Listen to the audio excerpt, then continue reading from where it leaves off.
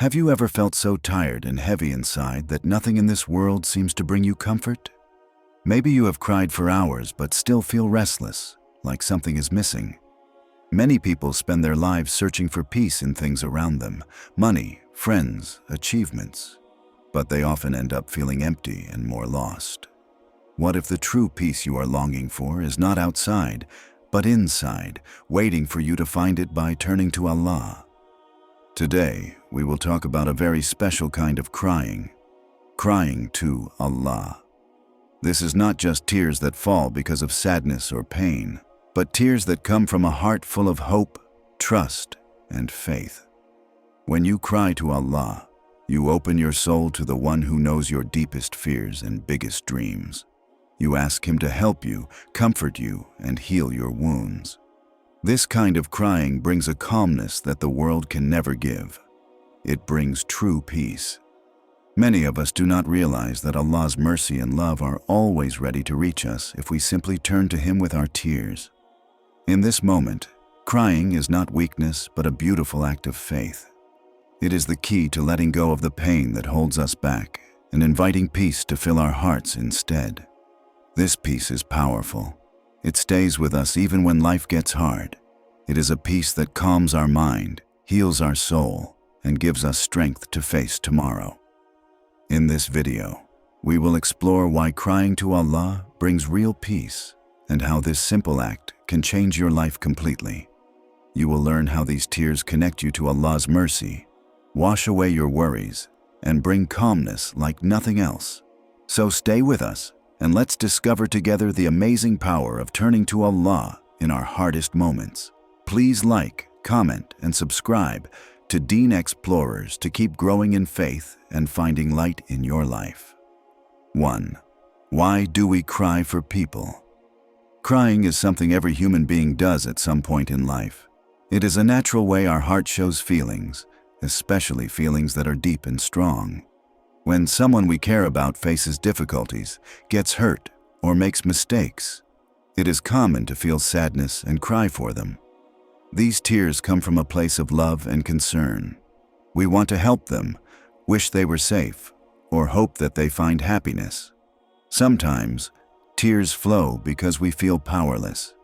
We see someone suffering and wish we could take their pain away. This is a sign of a sensitive heart that feels deeply for others. But there is something important to understand about crying for others. While it is beautiful to care and feel for people, it is not always helpful to cry endlessly for them. This kind of crying can leave us feeling tired, heavy, and sad inside. When our hearts focus too much on other people's problems, especially if they do not change or appreciate us, we begin to lose our own peace. Our tears become a burden instead of a comfort. We might cry for someone who constantly hurts us or ignores us, hoping they will change, but they never do. This keeps us stuck in sadness and confusion. In Islam, we are taught to be patient and strong, but also to take care of our own hearts. The Prophet Muhammad, peace be upon him, taught that true strength is not in showing anger or weakness, but in controlling ourselves when we face difficult emotions. Crying endlessly for others who do not care or who harm us is a form of weakness. It shows that our hearts are tied too much to the actions of people who may not deserve such love and tears. Real strength is when we learn to balance our emotions, to love, but not to lose ourselves, to care, but not to the point of pain that takes away our peace. It is important to remember that sometimes crying for others comes from a place of selfishness, even if we do not realize it. We cry because we want things to be a certain way. We want people to behave differently or love us back. We want control over situations that are beyond our power. But the reality is that we cannot control others. Their actions, their choices, their feelings are their own. Holding on to our sadness for their mistakes or rejection only hurts us more. Instead, we need to focus on what we can change: ourselves and our relationship with Allah. Our tears are precious gifts from Allah. They are a way for us to express our pain and find relief, but they become valuable when they are connected to our faith and trust in Allah.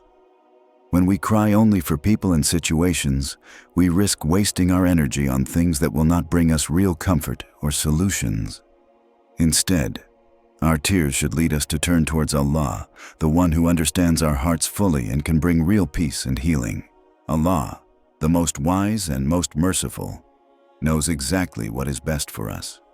Sometimes He allows difficulties in our lives not to punish us, but to teach us lessons, to bring us closer to Him, and to help us grow stronger inside.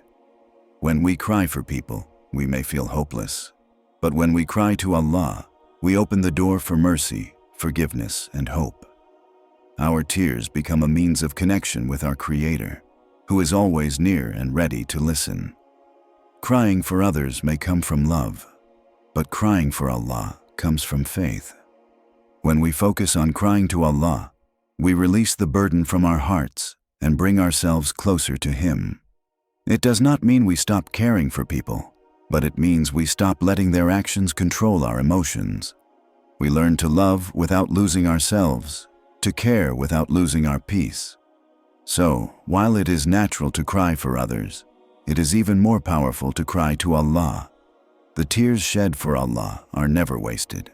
They are signs of a heart that trusts, a soul that hopes, and a believer who knows that the ultimate comfort is only in Him. 2. Crying to Allah, the power of turning to Him. When life feels heavy and the heart is filled with pain, sometimes the only thing left is to cry. But there is a big difference between crying for people and crying to Allah. Crying to Allah is an act of hope, trust, and deep connection with the one who truly understands every feeling, every sigh, and every tear. It is a powerful way to heal the heart and find peace that nothing else can give. Many of us cry because of problems we cannot solve or people who hurt us.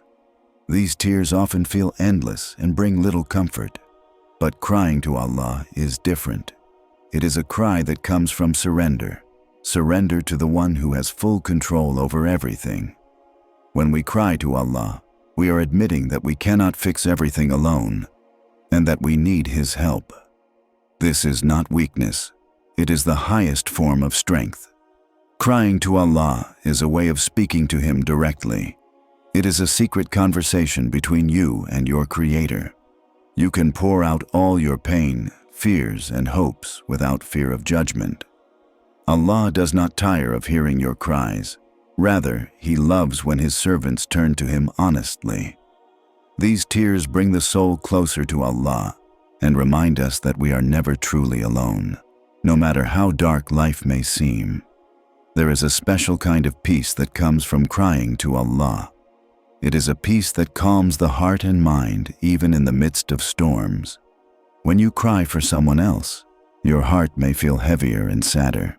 But when you cry to Allah, your heart begins to feel lighter. This is because Allah's mercy surrounds those who seek Him with tears of sincerity and humility. Crying to Allah also shows our faith in His wisdom and plan. It means trusting that whatever is happening, whether good or bad, is part of a greater purpose. Sometimes we face trials that we do not understand, but by crying to Allah, we accept that He knows best and that His mercy is greater than any pain we feel. This trust is a beautiful form of worship that brings us closer to Him. When we cry to Allah, it also encourages us to ask for forgiveness and guidance. It helps us realize that no matter what mistakes we or others have made, Allah's mercy is vast and always available.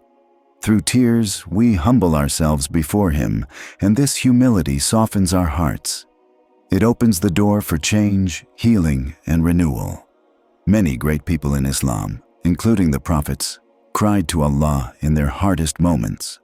Their tears were not signs of defeat, but signs of strong faith and deep love for Allah. Their crying was a reminder that Allah is the source of comfort and strength for every believer. Following their example, we learn that crying to Allah is a way to keep hope alive even when the world feels harsh. Crying to Allah is also a way to protect the heart from becoming bitter or angry. When we hold on to pain or sadness because of others, our hearts may become hardened. But turning to Allah with tears softens the heart and fills it with light. It teaches patience and helps us forgive those who have hurt us. This healing power is a gift from Allah that comes when we turn to Him in sincerity. In moments of weakness and despair, crying to Allah can become the source of our greatest strength. It reminds us that we are connected to the One who created us and who loves us more than anyone else. This connection brings hope, even when everything else seems lost. It is a hope that no one and nothing else can take away. So, when you feel overwhelmed, when tears fall for reasons you cannot explain, remember to direct those tears to Allah. Cry to Him with all your heart. Tell Him your pain, your worries, your hopes. Know that He hears you and that He is the only one who can truly heal your heart. Let your tears be a bridge to Allah's mercy. Let them carry your soul closer to His love. In this act of turning to Him, you will find a peace that no human support can give. Crying to Allah is the power of hope, faith, and healing wrapped in a simple, pure moment between you and your Lord. 3. Stop crying for those who hurt you. It is very natural to feel pain when someone you care about hurts you. Sometimes we cry for people who have caused us sadness, betrayal, or disappointment. Our hearts ache, and the tears flow as we remember the good times or the trust that was broken. But this kind of crying, though understandable, often keeps us stuck in a place of pain and sadness. It does not bring healing. Instead, it drains our energy and keeps our hearts heavy.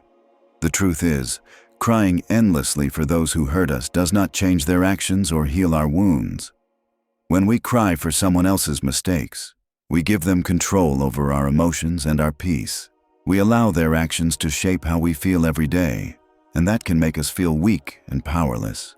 Instead, Islam teaches us a better way, a way to protect our hearts and find true comfort. Holding on to pain caused by others can trap us in a cycle of sadness.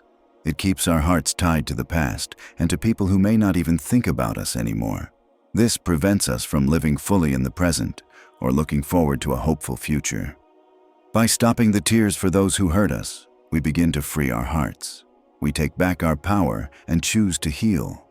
Crying for someone who hurt you may feel like a way to show love or loyalty, but true love also means protecting yourself. Islam encourages us to be strong and patient, but it also teaches us to protect our hearts from harm. When someone continuously causes pain, it is okay to stop giving them that power over your emotions. Instead, direct your feelings toward Allah, who alone can heal and restore. When you stop crying for those who hurt you, you create space for peace to enter your heart. You learn to let go of anger and bitterness, which are heavy burdens that weigh down the soul. This does not mean you forget what happened or pretend it did not hurt. It means you choose not to carry the pain forever. You choose to trust Allah's wisdom and justice instead. The process of stopping tears for hurtful people is also about forgiveness. Forgiveness is not always easy, but it frees the heart from the chains of resentment. Forgiving does not mean accepting bad behavior or inviting more hurt. It means you release the weight of anger and allow Allah to take care of the situation. This is a step toward healing and growth. It is important to remember that everyone makes mistakes, including those who hurt us. Sometimes people hurt others because they are lost, confused, or struggling themselves. While this does not excuse the pain they caused, understanding this can help us release some of the bitterness and find compassion. Crying less for those who hurt you allows space for this compassion to grow. Instead of crying for those who hurt you, focus on crying to Allah for guidance. Ask Him to help you see the wisdom behind your pain and to guide you toward better things in life. When you do this, your tears become a source of hope and renewal, not just sadness. They become prayers for strength and patience to move on. Stopping the tears for those who hurt us also means focusing on your own well-being and growth. Use the energy you once spent on sadness to build yourself up. Pray more, read Quran, and surround yourself with people who bring positivity and love. This is a way to honor your heart and move forward with strength. Crying for those who hurt you keeps you tied to pain, but crying to Allah frees you and brings healing. When you stop giving power to those who caused you pain, you take back control of your emotions and your life. You open the door to peace, hope, and a brighter future. So, when your heart wants to cry for someone who hurt you, remember to stop and turn those tears toward Allah instead. Trust Him to heal your wounds and guide you toward better days. Your tears will then become a beautiful sign of faith, strength, and healing. Thank you so much for watching and spending this time with us. Remember, whenever your heart feels heavy or lost, turn to Allah and let your tears be a way to find real peace and comfort. True peace comes from Him alone, and He is always near, ready to listen and heal. If this message touched your heart, please like the video, leave a comment to share your thoughts, and subscribe to Deen Xplorers for more inspiring reminders from the Quran and Sunnah. May Allah bless you with endless peace and guide your heart always.